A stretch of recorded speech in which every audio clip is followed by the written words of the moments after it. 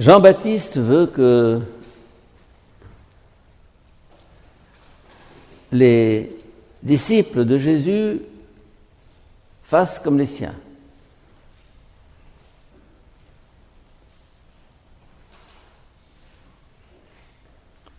C'est-à-dire qu'ils jeûnent, ils pratiquent la loi de Moïse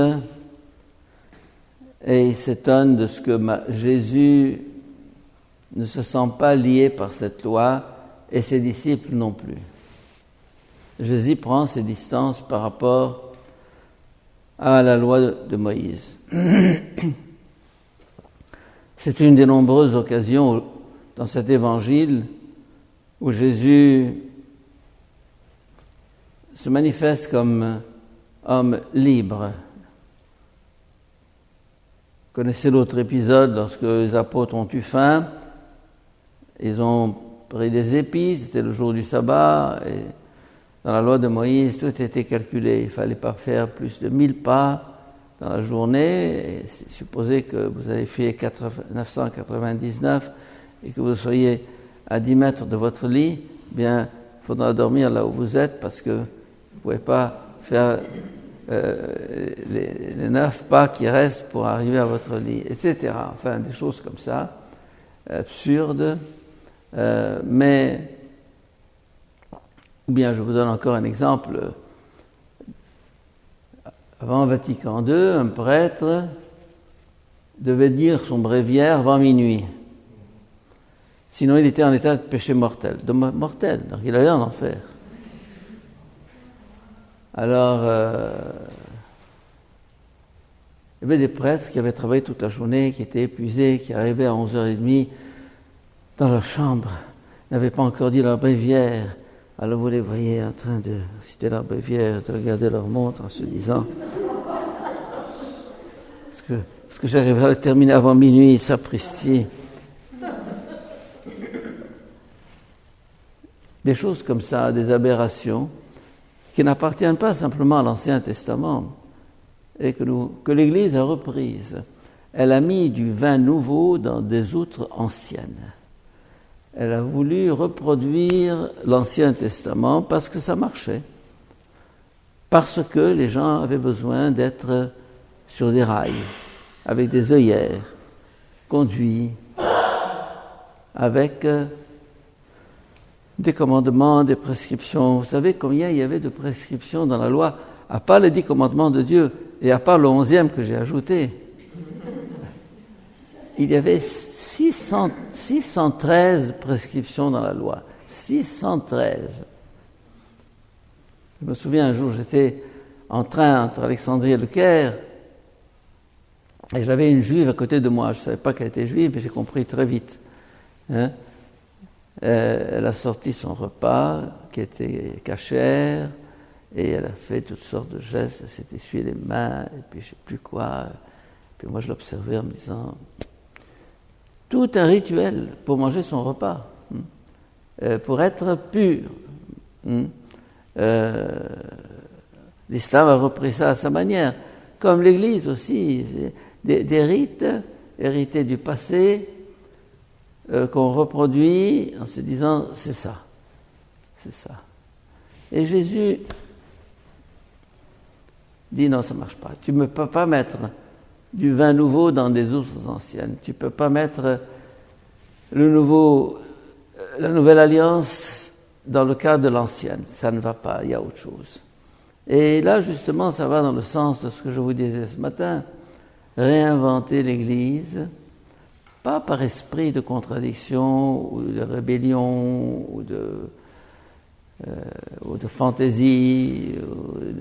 Non, parce que il est urgent de repenser l'Église. Voilà. Par exemple, tout à l'heure, l'une d'entre vous, c'est qui déjà, me parlait du catéchisme. C'était vous, c'est ça, pardon. Bon, l'Église demande 3 fois par mois aux parents d'amener leurs enfants pour une classe de catéchisme. Et souvent, ils sont loin, ou bien ils sont en congé, je ne sais pas quel est le problème. Enfin... Et donc, ils ne viennent pas, ou bien ils s'absentent. Et alors, si bien qu'il rate cet enseignement. Parce que on a fait le règlement, on a fait la structure, et on dit qui peut y entrer, y entre, et qui ne peut pas y entrer, n'y entre pas. Hein? C'est exactement ce que Jésus n'a pas dit. Il a dit le sabbat est pour l'homme et non l'homme pour le sabbat. Le règlement est pour l'homme et non l'homme pour le règlement.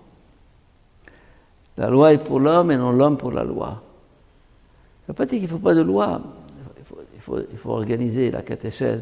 Mais je disais, il faut peut-être trouver d'autres systèmes, d'autres moyens, par quartier, par maison. Disons, repenser la chose autrement. Toujours, venez à l'église. Et pourquoi pas l'église qui irait vers les gens? Allez, Jésus a dit allez. Il n'a pas dit venez.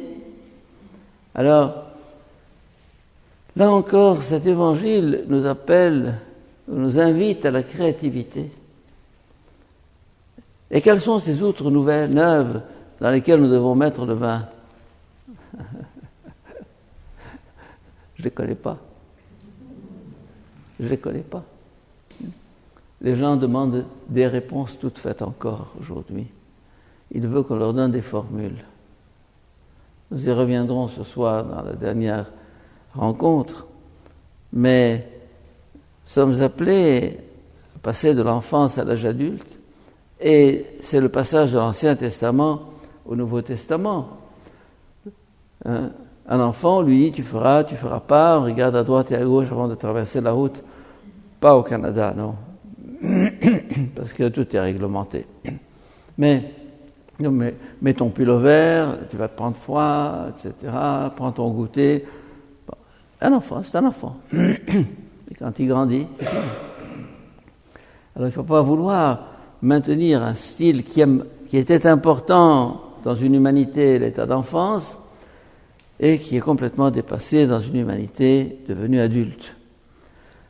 Et alors, c'est ça les outres neuves. Quelles outres neuves pour ce vin nouveau d'une société qui a traversé la modernité, qui est dans la postmodernité, et où le cadre ancien ne correspond plus à ce qu'il faut faire aujourd'hui, ni à la mentalité, ni à l'efficacité. Il y a quelque chose. Alors, demandons au Seigneur d'inspirer son Église. Et c'est à travers, je dirais, des initiatives nouvelles que le message se répandra.